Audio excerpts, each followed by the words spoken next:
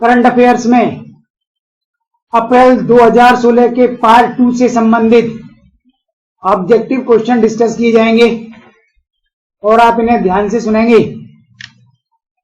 Question number 1, राष्ट्रीय निवेश एवं अवसंरचना कोष या निफ की विशेषताएं हैं। निफ फुल फॉर्म है national investment and infrastructure fund. ये क्वेश्चन इस बार पूछा जा सकता है।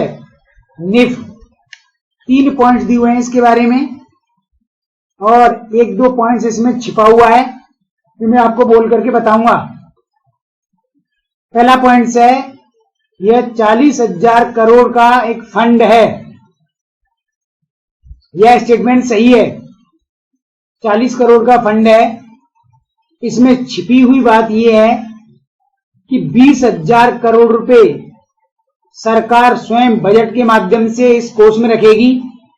बाकी शेष 20,000 करोड़ रुपए सरकार विदेशी निवेशकों से प्राप्त करेगी।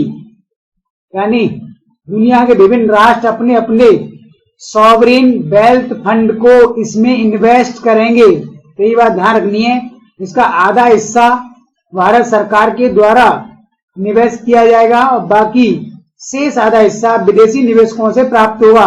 एक पॉइंट में यह छिपा हुआ था। दूसरा, यह कोष या निफ योजना केवल पुरानी एवं लंबित बुनियादी परियोजना के विकास से संबंधित है। केवल शब्द लिखा हुआ है, केवल पुरानी लंबित बुनियादी परियोजना के विकास से संबंधित है। ये बात सही है क्योंकि इस निवेश कोष को इसलिए बनाया गया है कि भारत में बुनियादी ढांचा क्षेत्र के विकास के लिए बहुत सारी परियोजनाएं काफी समय से चल रही हैं। कुछ योजनाएं रुकी हुई हैं और कुछ योजनाओं के बारे में डिसीजन नहीं लिया गया है। तो ऐसी योजनाओं को पुनः आरंभ करने के लिए इस निवेश कोष को बनाया गया है और इस कोष से इन योजनाओं के लिए धन आवंटित किया जाएगा। इन परियोजनाओं में ऊर्जा क्षेत्र, तेल क्षेत्र, राजमार्ग विकास, रेलवे, पावर सेक्टर, इस प्रकार की बुनियादी परियोजनाओं को इस कोष से आरंभ किया जाएगा। तो ये बात ध्यान रखनी है। तीसरा पॉइंट दिया हुआ है सेबी का इससे कोई संबंध नहीं है। यह पॉइंट सही नहीं है क्योंकि इस निवेश कोष में विदेशी निवेशक जब इन्वेस्ट करेंगे तब विदेशी निवेशकों को परमिशन देने का कार्य सेबी के माध्यम से किया जाएगा। यानी सेबी ही इस निवेश कोष की गारंटर रहेगी एक तरह से और सेबी ने ही इस निवेश कोष को अनुमति प्रदान की है। इसलिए ये स्टेटमेंट यहां पर गलत है। थर्ड, तो कौन सी विशेषताएं? 1 और 2। आंसर हुआ बी। क्वेश्चन नंबर 2, CMAG क्या है? 4 विकल्प दिए हुए हैं ABCD, सोचिए जल्दी से। CMAG इंपॉर्टेंट पूछ सकता है। फुल फॉर्म है कॉमनवेल्थ मिनिस्टेरियल एक्शन ग्रुप, राष्ट्रमंडल मंत्री स्तरीय कार्य समूह या कार्यवाही समूह। मैंने इसकी फुल फॉर्म बोल दी इसलिए आपको इसका आंसर ही पता लग गया। राष्ट्रमंडल शब्द आ गया ना, आंसर हुआ सी। अब इसके बारे में 1-2 पॉइंट छिपे हुए हैं, उन्हें सुनिए। राष्ट्रमंडल क्या है, क्यों बनाया गया, कैसे बनाया गया, इस पर बहुत सारी वीडियोस में ये बात आ चुकी है तो उसे रिपीट नहीं करेंगे। राष्ट्रमंडल के 9 देशों ने मिलकर के यह ग्रुप बनाया है CMAG, भारत इसमें शामिल है। 9 देश CMAG में शामिल हैं और यह राष्ट्रमंडल के भीतर ही एक पॉलिटिकल यूनिट है। ये उसका एक राजनीतिक निकाय है जिसका कार्य यह है कि राष्ट्रमंडल के सदस्य देशों के मध्य राजनीतिक एवं प्रशासनिक निर्णयों और फैसलों की निगरानी करना। यानी राष्ट्रमंडल का अगर सदस्य राष्ट्र अपने ही देश के भीतर नागरिकों के अधिकारों का हनन करता है तब CMAG संबंध में उस राष्ट्र के खिलाफ कार्यवाही करता है। तो अभी हाल ही में इसने मालदीव के खिलाफ कार्रवाई की। मालदीव राष्ट्रमंडल में शामिल है और मालदीव ने वहां विरोध करने वाले विरोधियों को जबरदस्ती जेलों में बंदी बनाया और नागरिक अधिकारों का हनन किया। तब सीएमएजी ने मालदीव की यात्रा की और मालदीव से इस संबंध में अपने दृष्टिकोण को सुधारने का दबाव बनाया और तब मालदीव ने कार्रवाई की। ठीक है, तो ये सीएमएजी का पूरा डिस्क्रिप्शन हो गया, ध्यान रखेंगे इस बात को। आ सकता है क्वेश्चन ये।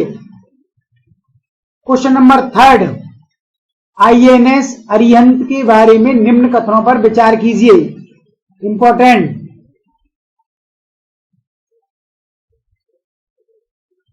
दो स्टेटमेंट दिए हुए हैं और कम से कम 3 से 4 स्टेटमेंट और हैं इसके अलावा, जिन्हें यूपीएससी इसमें सेट करेगा कहीं।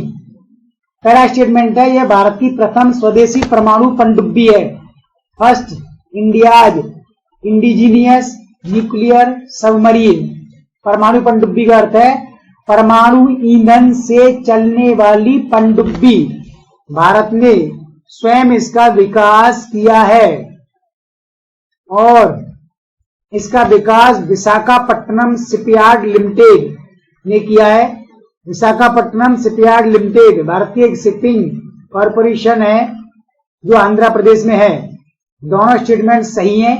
आंसर हुआ सी, 1 और 2। अब इसमें कुछ और पॉइंट्स हैं इंपॉर्टेंट जो छिपे हुए हैं, जो आपको जानने चाहिए।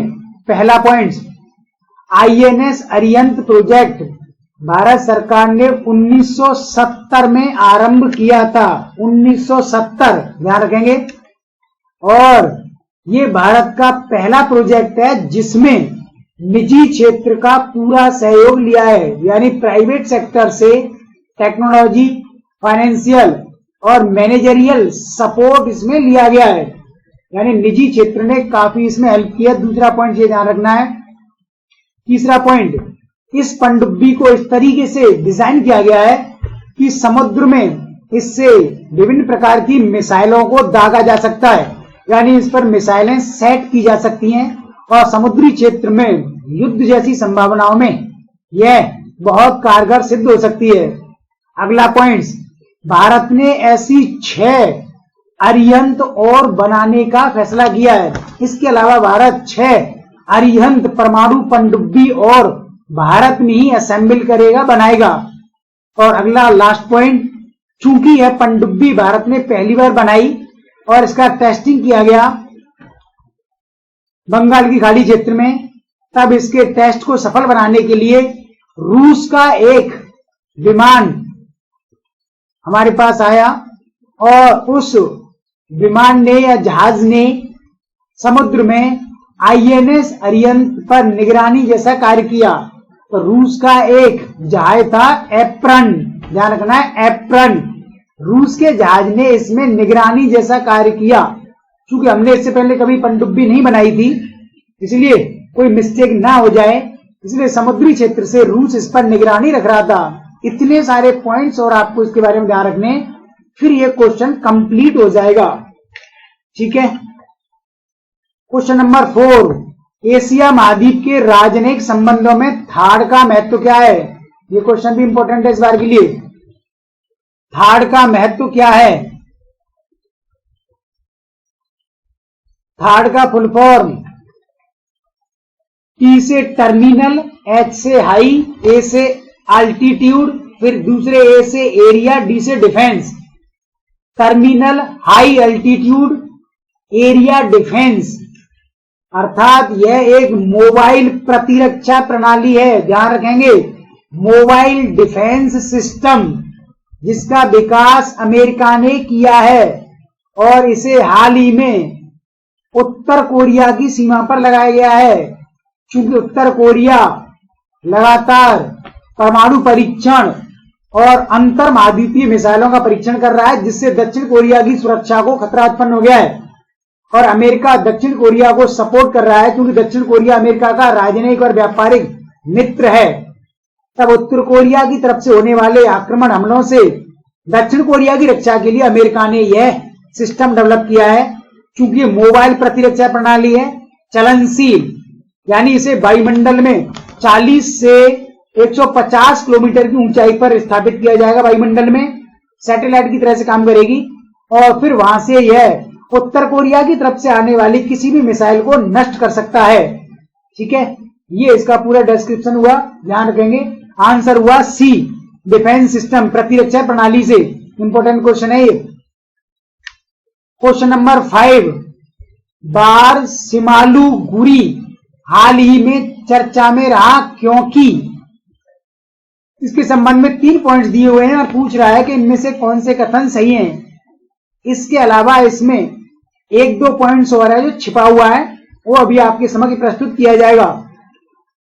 पहला पॉइंट है, यह पूर्वोत्तर का प्रथम स्मार्ट गांव है। यह स्टेटमेंट सही है।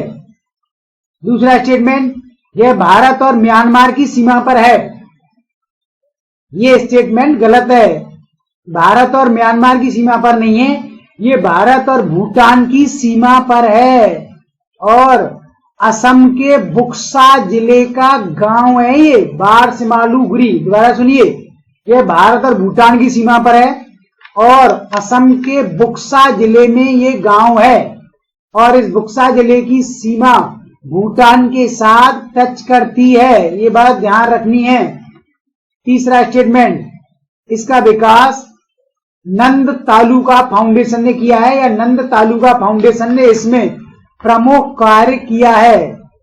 अब इसमें 1-2 पॉइंट छिपा हुआ, वो ये, नंद तालुका फाउंडेशन एक एनजीओ है जिसने भारत सरकार की मदद से इस गांव को स्मार्ट गांव बनाया है और भारत सरकार की एक agency IIFC India infrastructure finance company ने नंद तालुका फाउंडेशन को वित्तीय मदद प्रदान की है। स्मार्ट गांव का अर्थ है ऐसा गांव जिसमें शौचालय की सुविधा, शिक्षा, स्वास्थ्य, पेयजल और रोजगार की पूर्ण स्थिति हो, उसे स्मार्ट गांव कहा जाता है। चूंकि इस गांव को कई बार असम के उग्रवादी संगठन उल्फा ने और बोडोलैंड ने नष्ट किया था और उसके बाद नंद तालुका फाउंडेशन और भारत सरकार की एजेंसी IIFC ने मिलकर के इसे पूर्वोत्तर का पहला स्मार्ट गांव बनाया है। इतने सारे पॉइंट्स आप इसमें ध्यान रखेंगे तब आपकी कंडीशन सेफ रहेगी। तो इसके 2 पॉइंट सही हैं, दूसरा पॉइंट इसमें गलत है, पहला और तीसरा सही है। तो कौन से कथन सही हुए? 1 और 3 आंसर हुआ सी। क्वेश्चन नंबर 6, नियन का संबंध है। 4 विकल्प दिए हुए ABCD, सोचिए। नियन का संबंध चीन के नववर्ष से है, न्यू ईयर ऑफ चाइना। नियन चीन में एक राक्षस को माना जाता है और ये कहानी है बहुत डिटेल में, वीडियो लेक्चर में हमने बहुत डिटेल में बताया, वहां से आप सुन लेंगे कि एक राक्षस था और वह चीन के किसी क्षेत्र विशेष में गांव के नागरिकों का वध करता और उनको खा जाता था। उसके पश्चात उस क्षेत्र के नागरिकों ने अपने घरों के बाहर लाल लालटेन और लाल कपड़े का, लाल रंग का प्रयोग किया जिससे राक्षस उस गांव में प्रवेश नहीं करता था और फिर वो भाग गया था। इस प्रकार राक्षस के आतंक से उन्हें मुक्ति मिली और उनके जीवन में नया सवेरा हुआ। इसलिए इसे चीन में नववर्ष के रूप में मनाया जाता है। तो ध्यान रखेंगे, नियन चीन के नववर्ष से संबंधित, आंसर हुआ सी। क्वेश्चन नंबर 7 इंपॉर्टेंट, बासमती चावल को भौगोलिक संकेतक प्रदान किए जाने की प्रक्रिया और उससे प्राप्त लाभ हैं। 3 स्टेटमेंट दिए हुए हैं, कॉन्सेप्ट वाला क्वेश्चन है पूरा ये। पहला स्टेटमेंट है, यह केवल उत्तर भारत के 7 राज्यों के लिए। ये ठीक बात है। उत्तर भारत के जो 7 राज्य हैं, हिमाचल, पंजाब, हरियाणा, दिल्ली, उत्तराखंड, गुजरात, ये कुछ 7 राज्य हैं जिनमें बासमती चावल को भारत सरकार जियोग्राफिकल इंडिकेशन GI टैग प्रदान करेगी। GI टैग क्या होता है, बौद्धिक संपदा अधिकार क्या है, किसी वीडियो लेक्चर में बहुत डिटेल में हमने इस पर डिस्कशन किया है, तो आप इसको वहां से कवर करेंगे। बौद्धिक संपदा अधिकार क्या है, WTO वाला जो चैप्टर इंटरनेशनल ऑर्गेनाइजेशन बहुत जल्दी आने वाला है, उसमें फिर डिटेल में आपको बताएंगे बौद्धिक संपदा अधिकार ट्रिप्स क्या है। सेकंड पॉइंट, इसमें एपीडा एजेंसी की भूमिका अहम है, इंपॉर्टेंट। एपीडा का full form agriculture food processing export and development agency. दोबारा सुनो, agriculture food processed export and development agency. इसी एजेंसी ने भारत सरकार के समक्ष इन 7 राज्यों में बासमती चावल की खेती की जाती है और उसे भौगोलिक संकेतक जियोग्राफिकल इंडिकेशन देने का आग्रह किया था, इसे स्वीकार कर लिया गया है। इसका अर्थ यह है कि इन 7 राज्यों में जो भौगोलिक परिस्थितियां बासमती चावल के उत्पादन के लिए उत्तरदायी हैं, इसके कारण बासमती चावल की क्वालिटी बेटर होती है और उसमें अलग प्रकार का टेस्ट आता है जो संसार में कहीं नहीं मिलता। इसलिए इन भौगोलिक परिस्थितियों को रजिस्टर्ड किया जाएगा, उन्हें बौद्धिक संपदा अधिकारों के तहत मान्यता प्रदान की जाएगी और फिर इस प्रकार की आर्टिफिशियल भौगोलिक परिस्थितियां दुनिया का कोई और देश कहीं नहीं बना सकता और ऐसा चावल पैदा नहीं कर सकता। इससे भारतीय चावल का इंटरनेशनल ब्रांड बना रहेगा और इंटरनेशनल लेवल पर भारतीय चावल की डिमांड बनी रहेगी। इसलिए तीसरा पॉइंट कह रहा है इससे भारत को आर्थिक लाभ प्राप्त हो सकता है। हाँ, ये स्टेटमेंट सही है। जब आपका प्रोडक्ट, आपका चावल दुनिया में सबसे अहम हो जाएगा, यूनिक क्वालिटी का रहेगा, तब दुनिया में उसकी डिमांड बढ़ जाएगी और उसे ज्यादा लोग खरीदेंगे, तब भारत को इससे इकोनॉमिक प्रॉफिट प्राप्त होगा। तीनों स्टेटमेंट करेक्ट हैं, आंसर हुआ सी। क्वेश्चन नंबर 8, समाचार पत्रों में चर्चित रहा महादेई है। 4 विकल्प दिए हुए, एबीसीडी सोचिए, महादेई क्या है, यह भी पूछा जा सकता है। सही आंसर है बी, एक नौकायन पोत, सेलिंग शिप। सेलिंग शिप अर्थात एक ऐसा पोत है, पानी का जहाज है, जिसे हाल ही में भारत ने महिलाओं को ट्रेनिंग देने के लिए आरंभ किया है। इस महादेई पोत पर सभी ट्रेनर और चालक दल की सदस्य महिलाएं थीं और महिलाओं को आर्मी में बड़े स्तर पर शामिल करने के लिए इस प्रकार के प्रयास किए जा रहे हैं। ध्यान रखेंगे, एक नौकायन पोत है, इसलिए चर्चित रहा क्योंकि पहली बार इस महादेई पोत का संपूर्ण जो संचालन है नौसेना के महिला ग्रुप की महिलाओं ने किया, इसलिए आंसर हुआ बी।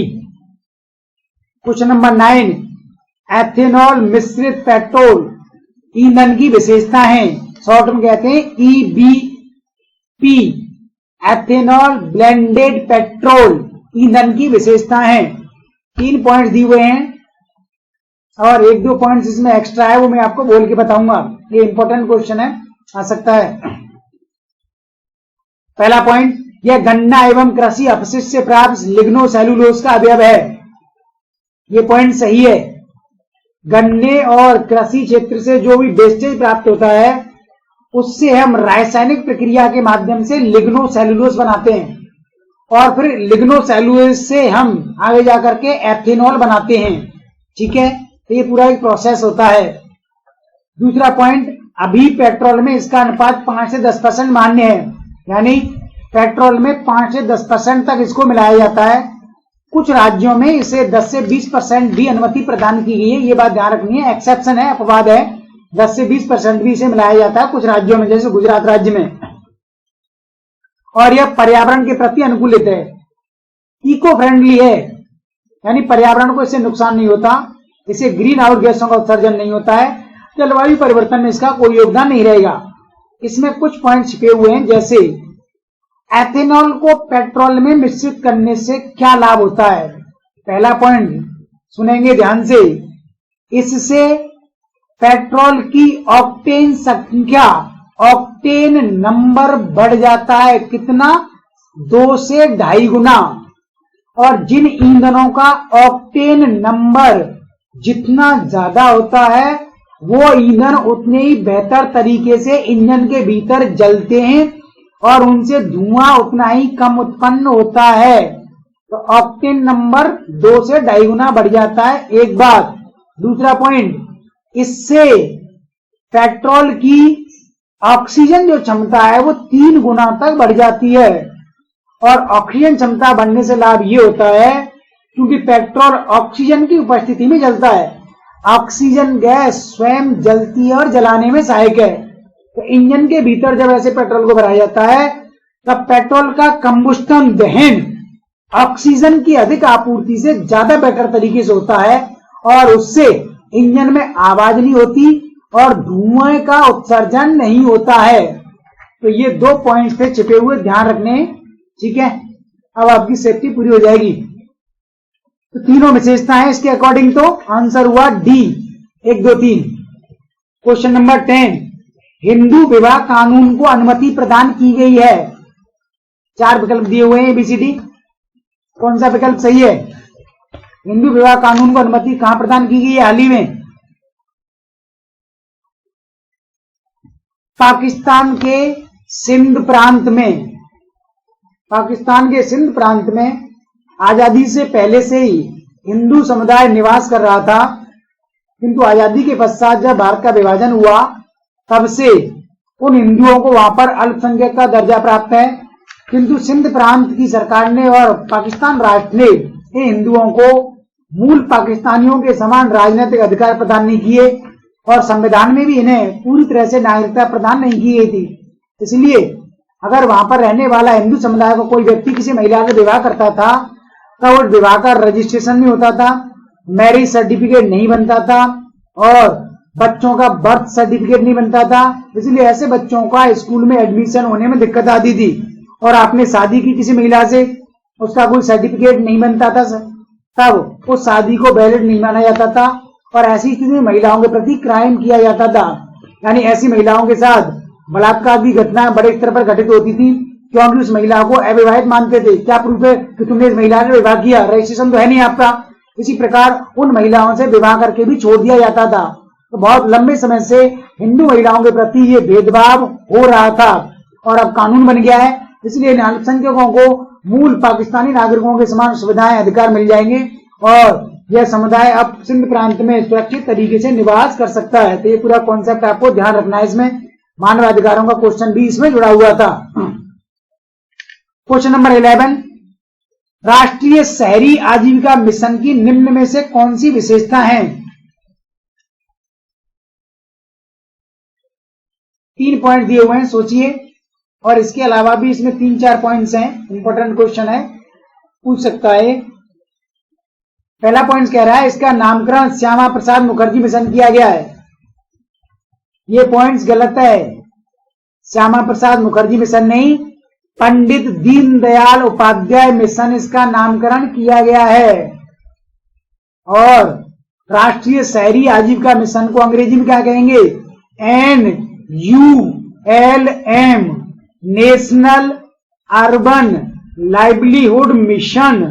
राष्ट्रीय शहरी आजीविका मिशन का आरंभ सन 2013 में किया गया था और वर्तमान सरकार ने इसका नामकरण पंडित दीनदयाल उपाध्याय राष्ट्रीय शहरी आजीविका मिशन या अंग्रेजी में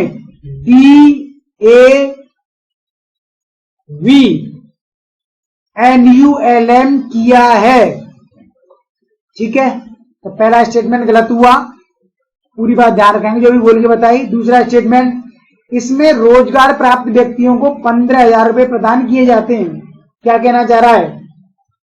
राष्ट्रीय शहरी आजीविका मिशन में पात्र व्यक्तियों को और गरीब व्यक्तियों को भारत सरकार उनकी आजीविका रोजगार नौकरी के लिए उन्हें स्थानीय परिस्थितियों के अनुरूप ट्रेनिंग देगी, स्किल कौशल सिखाएगी और कौशल और ट्रेनिंग के पश्चात उन्हें सरकार प्लेसमेंट देगी, नौकरी प्रदान करेगी और उस नौकरी के रूप में मिनिमम 15,000 रुपए उस व्यक्ति को प्रदान किए जाएंगे।